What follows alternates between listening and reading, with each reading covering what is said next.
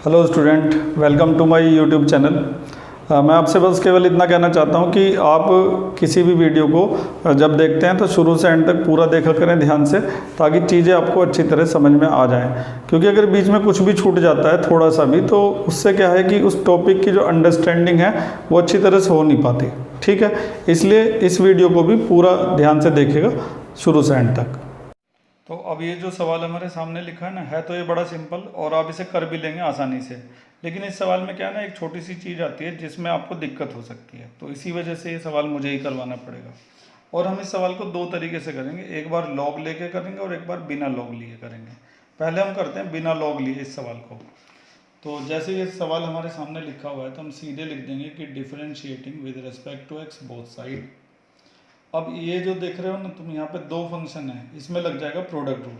First function as it is, second function का differentiation, और फिर second function as it is और first function का डिफरेंशिएशन। अब दूसरी साइड आ जाओ, e की पावर x का डिफरेंशिएशन होता है e की पावर x। ठीक है, फिर जिसको x माना था उसका डिफरेंशिएशन कर दो, d/dx of x minus Y.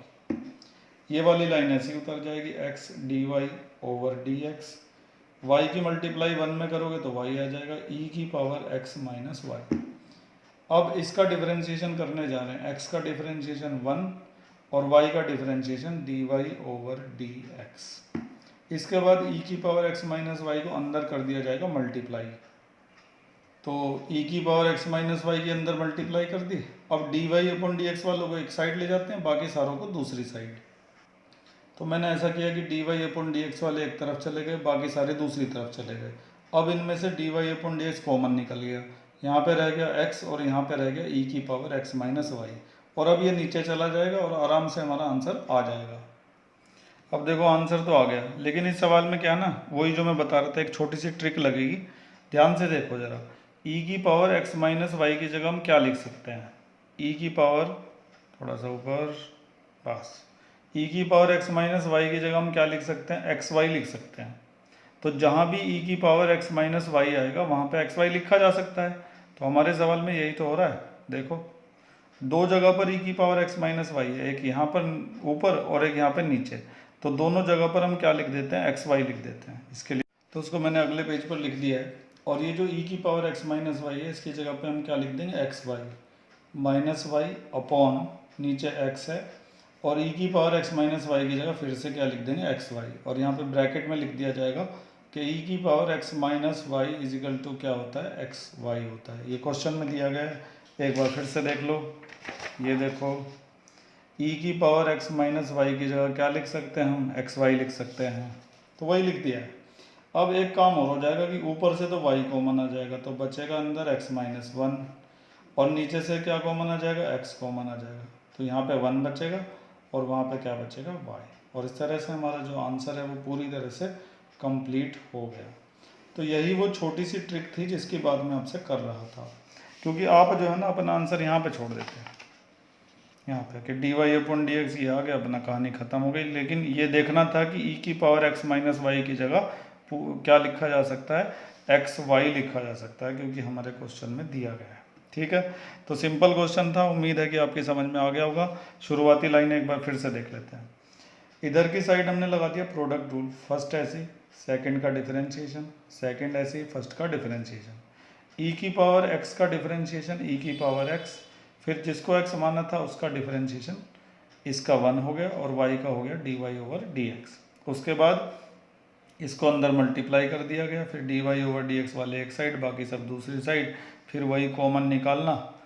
Common निकालने के बाद ये बचा, इसको ले गए नीचे, और फिर वो ट्रिक लगा दी कि e की पावर x माइनस वाई की जगह क्या लिखा जा सकता है, एक्स वाई लिखा जा सकता है। ठीक है, तो अभी हमने इस सवाल को किया बिना लॉग के। ठीक है, लेकिन हमारी जो एक्सरसाइज चल रही है उसका नाम है लॉगरिथमिक डिफरेंशिएशन। तो अब इसी सवाल को हम दोबारा करेंगे लॉग लेकर, और ये देखेंगे कि लॉग लेने से क्या बेनिफिट होता है। क्या सवाल अभी भी इतना ही लेंथी होगा? ठीक है, तो देखते हैं। तो क्वेश्चन 15 को मैंने फिर से लिख दिया, ब्रैकेट में लिख दिया बाय लॉगरिथमिक डिफरेंशिएशन, क्योंकि अभी इससे पहले जो हमने इसका डिफरेंशिएशन किया था वो हमने बिना लॉग लिए किया था, और अब हम करेंगे लॉग लेकर। तो बड़े ध्यान से पूरे फोकस से देखिएगा, बोर होने की कोशिश बिल्कुल मत करिएगा। तो सबसे पहले क्या लिखा जाएगा, taking log both side. Logarithmic differentiation में यही तो करते हैं, टेकिंग लॉग बोथ साइड। इधर लॉग लेंगे तो बन जाएगा log एक्स वाई, और इधर लॉग लेंगे तो बन जाएगा log e की पावर x माइनस वाई। इसके बाद लॉग में क्या होता है, हम जानते हैं कि जो दो चीज़ें प्रोडक्ट में होती हैं तो वो प्लस में आ जाती हैं, इस तरह से log x plus log y। और अगर ये दोनों डिवाइड में होते हैं तो फिर ये किस में आ जाते हैं, माइनस में आ जाते हैं। यहाँ पे लगेगा log x की पावर n, तो उसको क्या लिखते हैं, n log x। ठीक है, अब अगला स्टेप बड़े ध्यान से देखिए। अब जब log लग जाता है ना, दोनों साइड log ले लेते हैं, log की प्रॉपर्टी लगा देते हैं, उसके बाद हम डिफरेंशिएशन करते हैं। लेकिन यहाँ पे एक चीज़ नोट करने वाली है, log e, ये जो log e होता है इसकी एक फिक्स वैल्यू होती है, log e की फिक्स वैल्यू होती है 1। ठीक है, तो इसकी जगह पर अगले स्टेप में क्या लिख दिया जाएगा, 1 लिख दिया जाएगा। तो log x plus log y is equal to x minus y into 1। ठीक है, फिर 1 की इसमें मल्टीप्लाई कर देंगे, कोई फ़र्क उससे नहीं पड़ेगा। तो यहाँ तक तो पूरी log की कहानी चलती रही। पहले तो हमने दोनों साइड का log ले लिया, फिर ये प्रोडक्ट में थे तो प्लस में आ गए, फिर log e की वैल्यू रख दी 1 की, फिर इसमें इंटू कर दी। अब हम इसका डिफरेंशिएशन करते हैं, ध्यान से देखिएगा ज़रा। Differentiating with respect to x both side, ऐसे लिख देना। ठीक है, इसके बाद log x का डिफरेंशिएशन क्या हो जाएगा, 1/x। ठीक है, log y का डिफरेंशिएशन क्या हो जाएगा, 1/y। लेकिन y का भी करना पड़ता है ना, क्योंकि हम किसके रेस्पेक्ट में कर रहे हैं, x के रेस्पेक्ट में। अब इधर आ जाओ, x का क्या होगा 1 और y का क्या होगा dy/dx। अब ये वाला dy/dx और ये वाला, इन दोनों को एक साइड और बाकी सारा दूसरी साइड कर देते हैं। अब एक साइड करने के बाद इसमें से dy/dx क्या कर लिया जाएगा, कॉमन। dy/dx कॉमन निकलने के बाद यहाँ पे बचेगा 1/y, और इसकी जगह पे क्या बचेगा 1, और वहाँ पे एलसीएम ले लो, एलसीएम आ जाएगा x और x माइनस 1। ठीक है, इस इधर भी एलसीएम लेना पड़ेगा, dy/dx यहाँ पे 1 प्लस y/y बन जाएगा is equal to x minus 1/x। अब ये सारा उधर चला जाएगा, तो यहाँ पे रह जाएगा dy/dx is equal to y, तो उसमें जाके इंटू हो गया x माइनस 1, और 1 प्लस वाई नीचे इसमें जाके इंटू हो गया 1 प्लस वाई, और वही आंसर आ गया जो अभी थोड़ी देर पहले आया था।